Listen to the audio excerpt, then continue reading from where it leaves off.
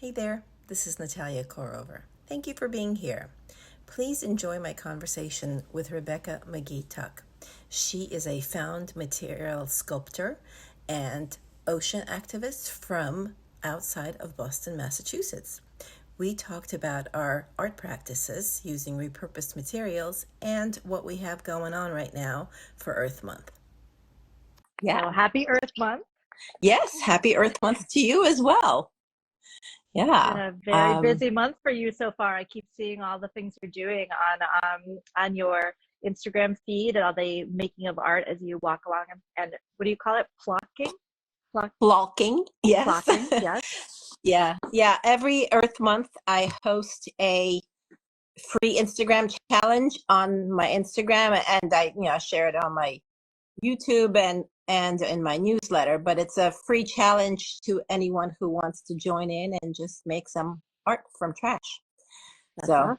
It's it turns out to be a lot more work than I ever think it's going to be, but it's awesome and it's fun. So. Well, I've been, working with lots of trash that we've been picking up. So I really feel, I'll turn that off. Really feel like the same kind of efforts going on. You're in different ways, but very similar. So that's why I love that we have this time to talk. Mm-hmm. Yeah, me too. You're building a monster from trash. Is that what I'm understanding? Yeah. I'm going to show you right now what I'm sitting in. So you see, there's 30,000 of these mini liquor bottles that were collected by a bunch of groups that have been collecting in my part of Massachusetts. Oh, wow. All the trash along the shores so that they don't go into the ocean. So they collect along the shore so that they intervene from getting it into the ocean. And we got the challenge to make a sculpture out of it. So that's incredible. It's like the most, it's like a supersized plocking, I guess. Yeah, I would say so.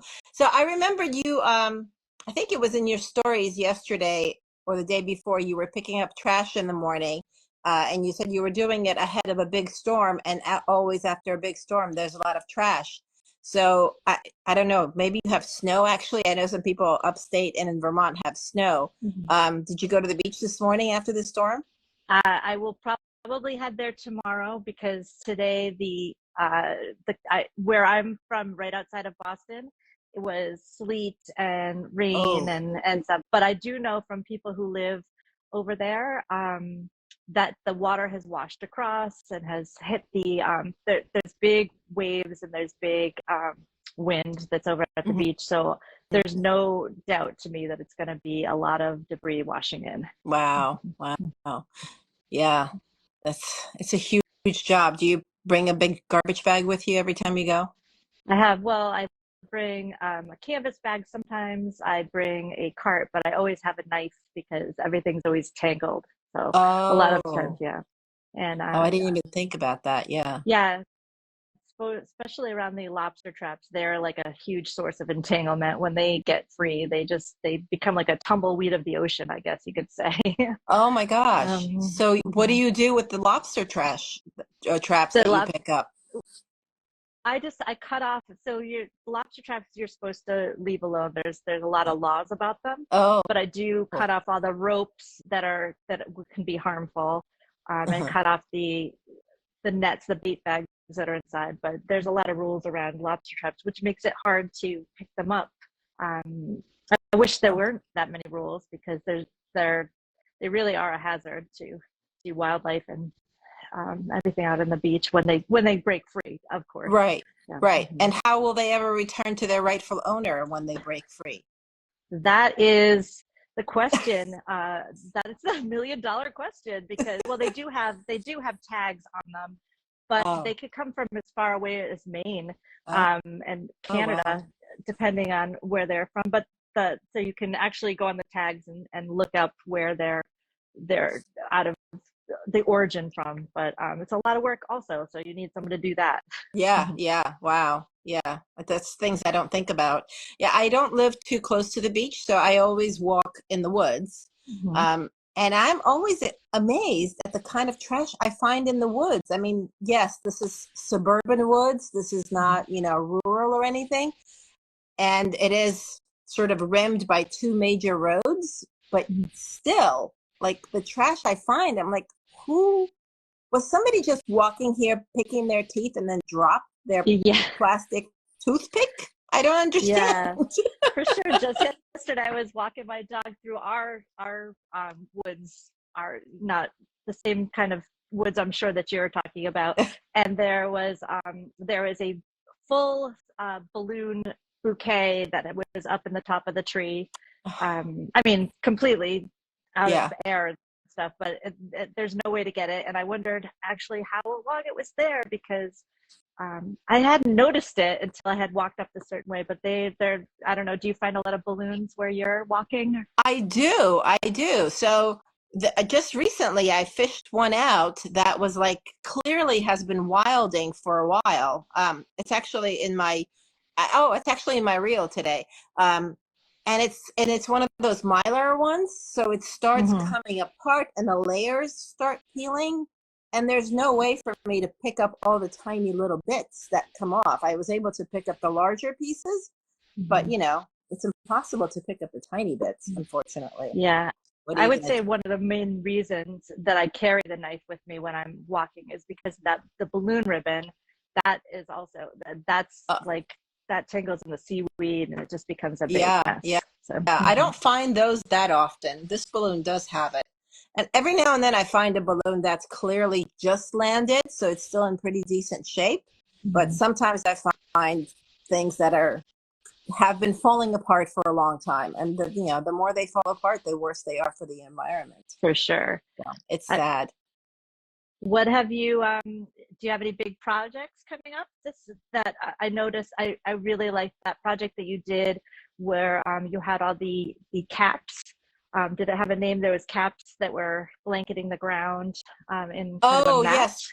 So I call that my geocrumbs project. So that's the trash that I find when I walk in the woods. I'm calling that geocrumbs. I'm kind of Oh, thinking, the kind of crumbs like Hansel and Gretel have left crumbs behind them. So I kind of think of it sort of started from that because we are leaving these crumbs for somebody to find us, whether it's an archaeologist, in 100 years or whatever it is. So I started thinking of them as crumbs, and then I was like, well, what could they be? So I call them geocrumbs for geologic, and the whole idea of calling it the Anthropocene that we're living through now because we've mhm. left so much trash behind that we're changing the what the earth is made from. Yeah. So that's what I think about. And so that project you're talking about is my geocrumbs project. And I took it down, actually. Most of it is in a bag behind me and Hmm. stacked up over there. But I want to do a next one. I keep finding more trash and keep saving it. So I have some ideas, but I haven't had a chance to play with the ideas yet to figure out what I'm Well, it's going a to do with them. great name. It's a great name for it. It's a great, like, just the whole concept is great. So it can definitely have legs to move on to different projects, it seems like, because the Thank you. geocrumbs is for sure a great, I mean, that tells you exactly what you need to Oh, know. good, And good. yeah, Thank you. the, So oh, sorry. no, I was going to say, tell us more about the monster or what you do with the trash that you find on your walks. Well, I was gonna bring up the monster after you said your geocrumbs because you had mentioned the Anthropocene, and our sculpture monster is what we call it is the sculpture monster creature from the Plasticine era, Ah, and it's related in the thinking. We're thinking of it as in the future because we're so surrounded by plastic. We're reliant on plastic. It's so part of our everyday life that we've even forgot how be to pre-plan in my opinion because it's such like easy grab and go oh, for everything oh yeah. yeah, Yep. so the Plasticine era is what this monster, it's kind of a sea creature. It's going to be about 60 to 100 feet long at the end of it, the Oh day. my Because gosh.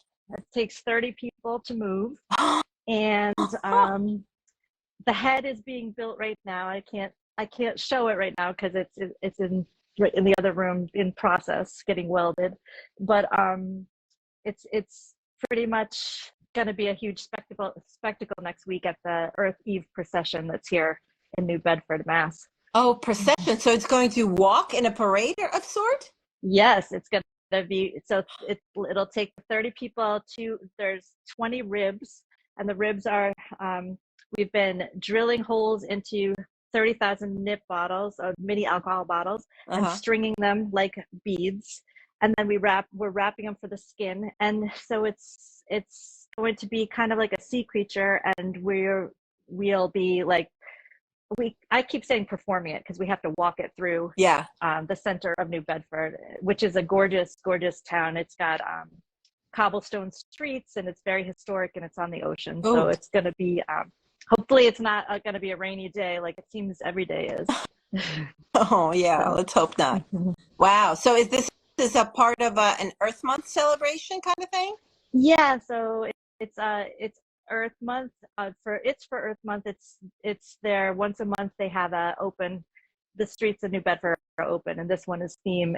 They'll be crowning a Mother Earth and a Father Ocean, and there'll be the people. You're not allowed to have any floats that are powered by gas or fossil fuels. So it's all a walking parade. So it'll be super fun. Oh, that's awesome. Mm-hmm.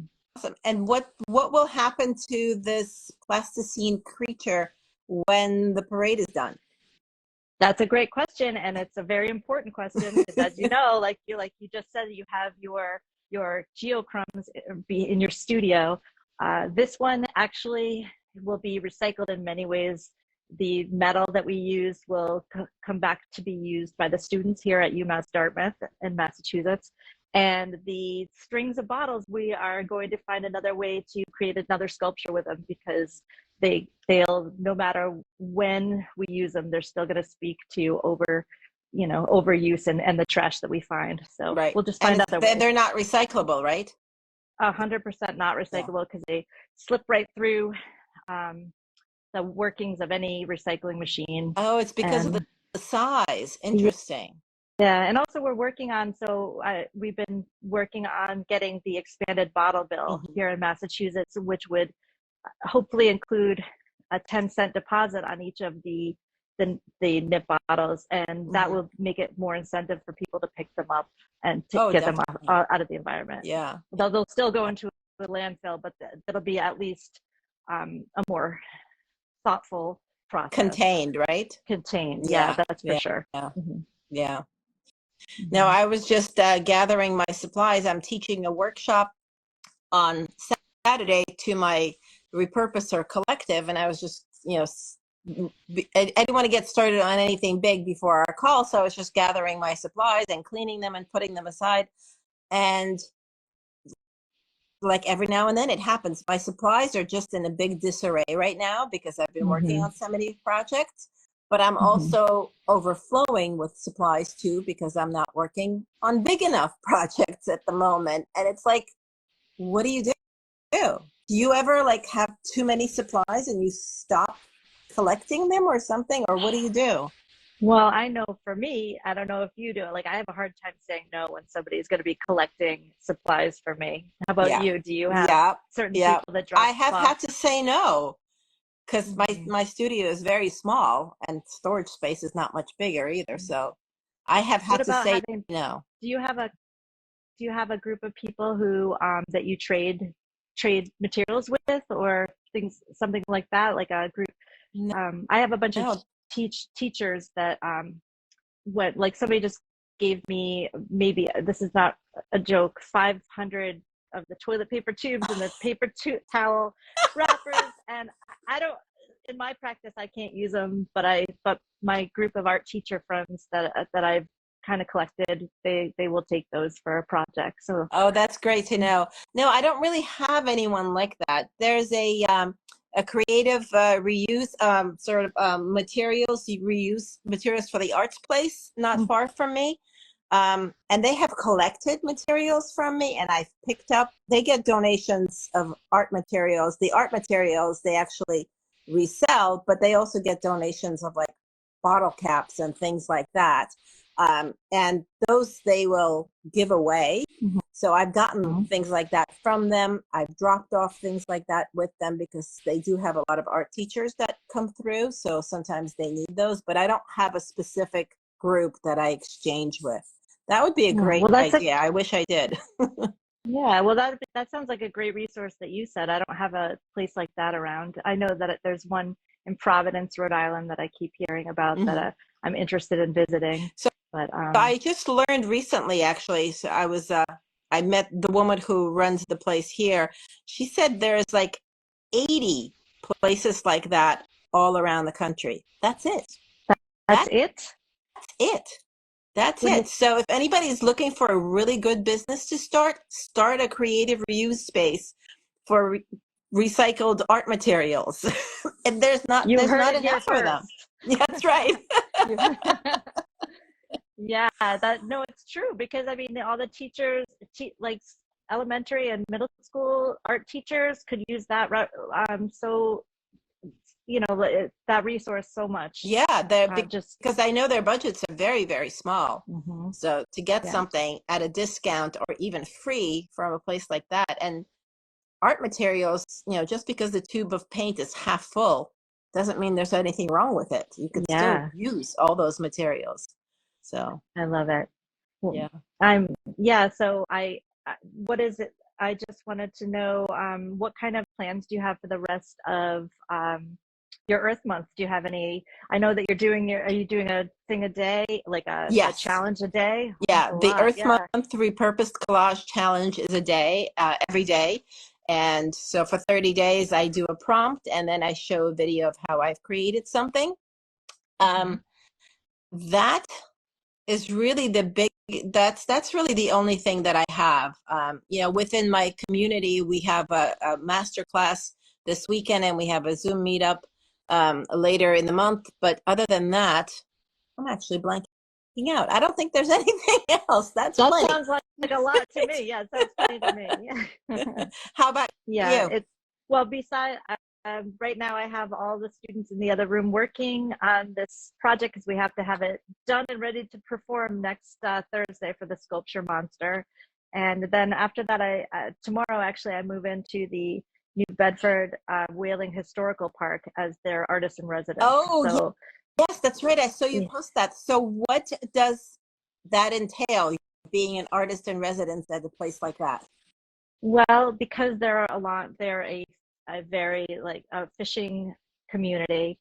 There's a lot of opportunity for me to use ghost nets and not traps, but like ropes and debris. So I've built it's about a 6 foot by 8 foot loom Oh, that I'm going to be. My husband actually was the builder behind it, but we designed it together and he built it. And we are that I'm going to be able to have people work on this giant weaving with all the ropes and lines oh and my traps that we find. God, So that's that going to be incredible. Oh, what town is this in? this is in New Bedford, Massachusetts. So it's right on the south coast of Massachusetts, And, not the Cape, right. but And how long will you be there? I will be there till the end of June. Mm-hmm. Wow.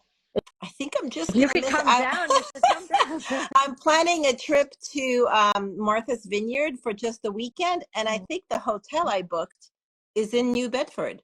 Oh, of course, yeah, because you have to take the Right, ferry right from here to get there. right. Mm-hmm. Yeah, so, but Well, I whether think, or not I'm there, you should take a visit over to the Whaling okay, Museum and the Historical Park.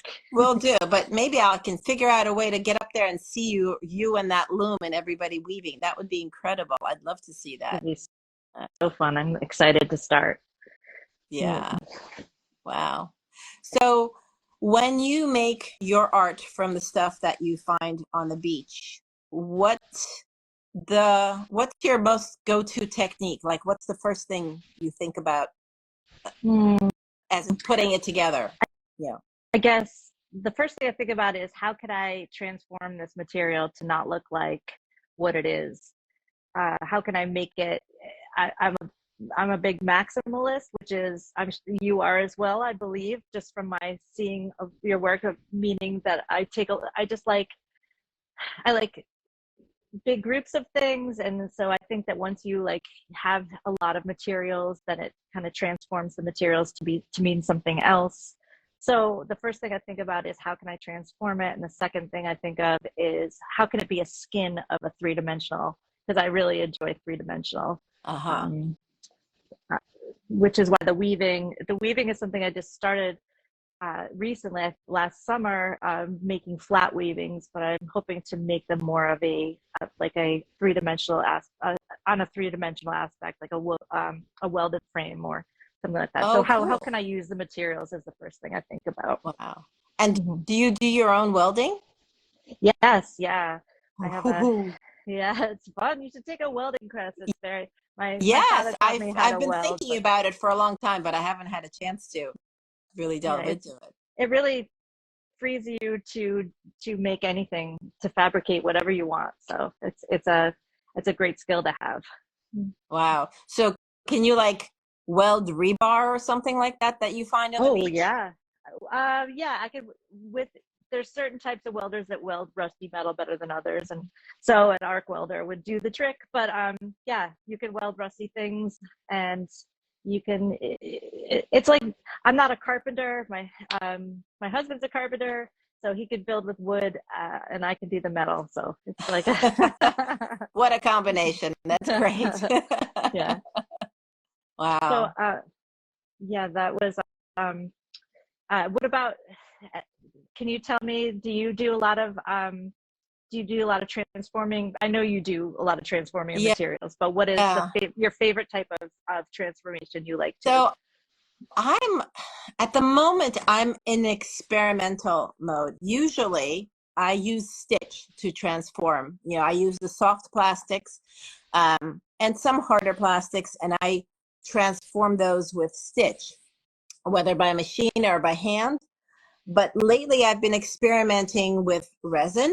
It took me a long time to allow myself to experiment with resin, because resin is another plastic, and that means I'm creating a plastic in addition to the plastic that is already collected. But I allowed myself to experiment a little bit with it, and I really love how the resin transforms the plastic. It's not supposed to attach itself to it. Like, you can't do resin inside the plastic. It'll just pop out. It doesn't attach to the plastic. But if you embed the resin inside the plastic, if you embed the plastic inside the resin, it becomes almost translucent, and like whatever color it is, unless it's a heavier, completely untransparent, but if it's slightly translucent, it becomes even more translucent. So I'm very intrigued as to that aspect of it. So that's how I started playing with the geochromes, and I'm thinking that if I stuff my resin forms full of plastic, then I'm not creating that much more plastic. And also that allows it, the resin is very hard, so that will allow my plastic, whatever, to be outdoors for much longer than normally. Like, I make plastic flowers, and that river that I made a few years ago from bottle caps, those are all good outdoors for 2 months, 3 months, maybe 4 months. But after that, they start deteriorating.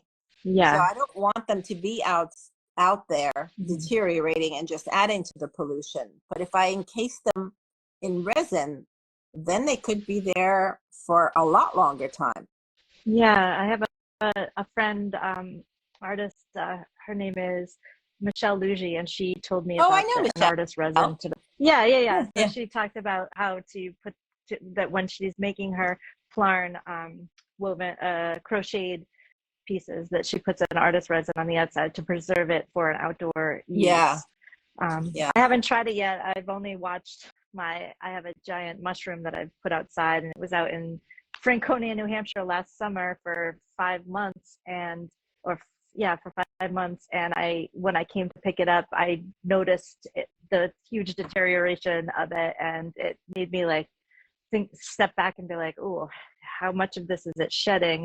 So there's a lot of thought you have to put into outdoor work. So Yeah, I mean, if we're cleaning up something and then we're putting it back out there as an art form, then we don't want it to be adding to the pollution. We just Yeah, want I it know. to be calling attention to the pollution. Yeah. So that's why I'm allowing myself to play with this resin.